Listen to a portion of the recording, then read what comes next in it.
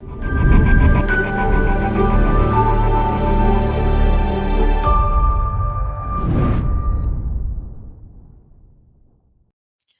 my name is Walenga, and I'm a chemical engineer in the Division of Quantitative Methods and Modeling in the Office of Research and Standards and the Office of Generic Drugs at CDER FDA. And today I'll be speaking about modeling of CNS delivery for nose-to-brain targeted drug products.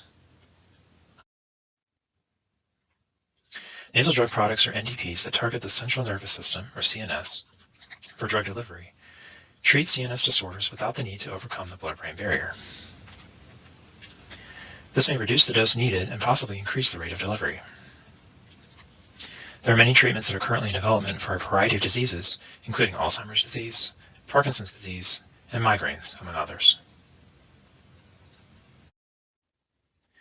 There are two NDPs with olfactory targeting claims in the U.S. market, including Trudesa, or dihydroergotamine mesylate nasal spray, which was approved in September of 2021 for the treatment of migraines.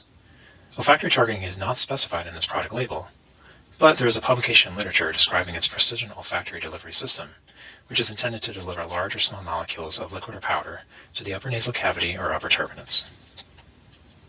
There is also Onzetra Exhale, or sumatriptan succinate nasal powder, which was approved in January of 2016 for the treatment of migraines. Olfactory targeting is also not specified on its product label, but there is a publication in literature describing its OptiNose system, which aims to deliver deep into the nasal cavity. The hypothesis is that there may be uptake to the brain via olfactory and trigeminal nerves. How does nose-to-brain drug delivery work? The NDP is actuated, and then the aerosol may land in parts of the nasal cavity, including the olfactory region. Any aerosols that land in the olfactory region may then be directly transferred to the brain via either the olfactory nerve or trigeminal nerve pathway. There are also other secondary pathways, including passive diffusion, transcellular diffusion, carrier-mediated transport, and transport across the cerebrospinal fluid. There's also the possibility that the drug may enter systemic circulation and then cross the blood-brain barrier. However, drug may be lost during this process, so it is desirable for nose-to-brain applications that drug uptake via this pathway be minimized. For a different class of NDPs, locally acting NDPs, how does bioequivalence, or BE, at the site of action work? For locally acting NDPs, nasal tissue is the site of action.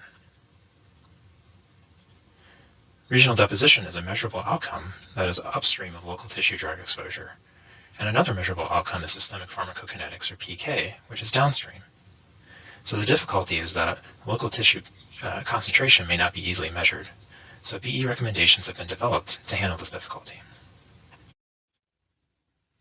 The US FDA has adopted a weight of evidence approach for locally acting nasal sprays. These recommendations include a combination of in vitro studies, in vivo studies, and formulation and device sameness, where you can see the in vitro studies on the left, which are applicable for all nasal sprays, and then for suspension formulations only, there are in vivo studies including a comparative PK study with fasting, and a comparative clinical endpoint or pharmacodynamic study.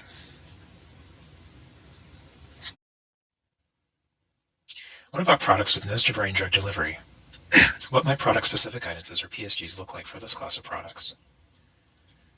For another class of products, NDPs that target the systemic uptake, such as esketamine nasal spray, these may have PSG recommendations for an in vitro or in vivo PK option. Sumatriptan succinate nasal powder recommends a combination of in vitro studies and an in vivo PK study, as well as formulation and device sameness. But if you recall from what I said earlier, it has not been confirmed that nose-to-brain drug delivery is an essential part of the efficacy of this drug product.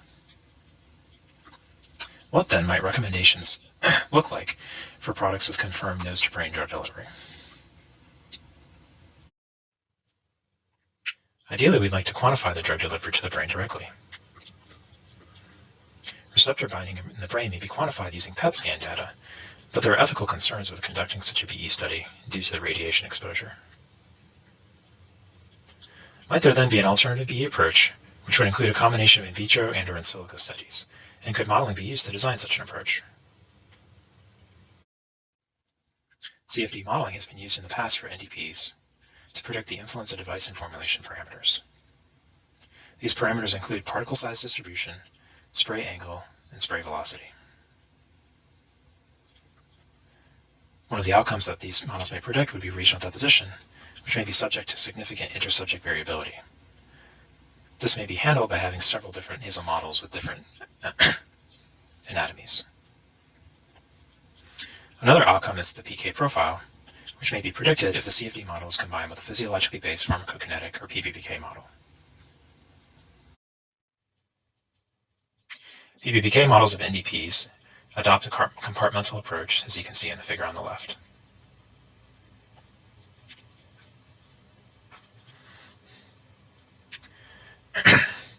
These models predict local and systemic PK by simultaneously considering dissolution in the mucus layer, absorption through nasal tissue, metabolism in nasal tissue, and integration with the systemic model. These models are validated with in vivo PK data. A fully three-dimensional nasal mucociliary clearance, or MCC model, was developed by one of our grantees, North Carolina State University, where the PI was Clement Kleinstruber. First, a 3D CFD model was used to predict regional deposition of NDPs. Then these particle deposition locations were directly translated to a fully 3D mucus layer model.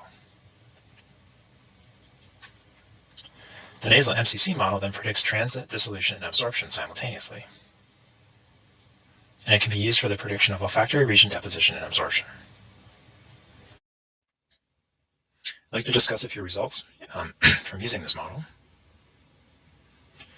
Model sensitivity was investigated for parameters including oil and water partition coefficient, or KOW, solubility, or CS, and particle diameter, or D.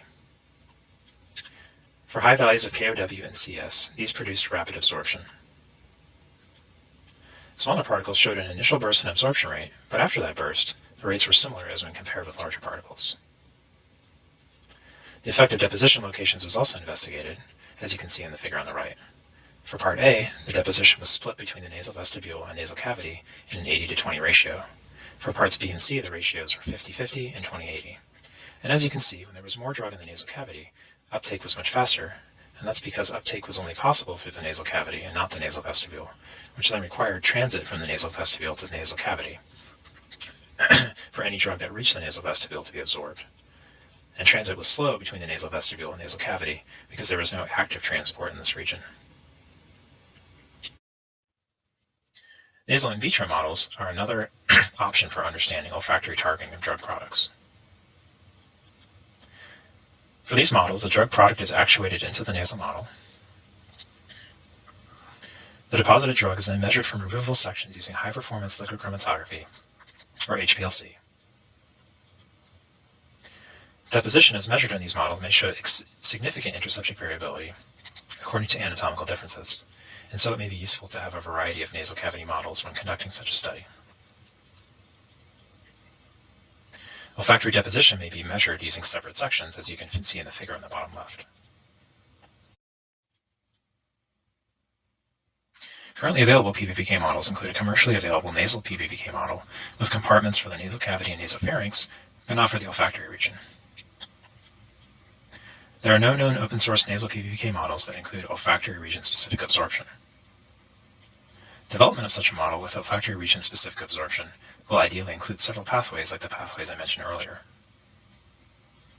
Development of such a model is needed to facilitate its use as part of an alternative B approach for nose-to-brain NDPs. I'd like to finish with a few conclusions. Nose-to-brain drug delivery is an emerging area for product development. Absorption for nose-to-brain drug delivery may occur via several distinct pathways.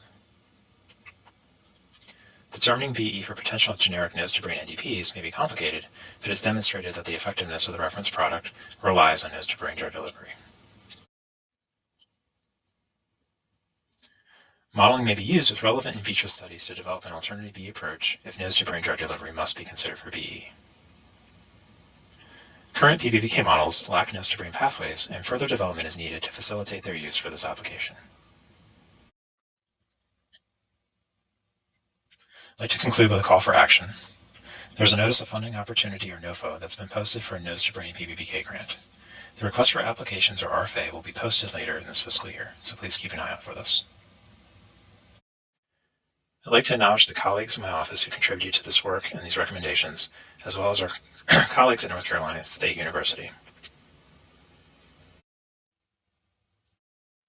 These are the references that I used for my presentation. Appreciate your attention, and I'm ready for your questions.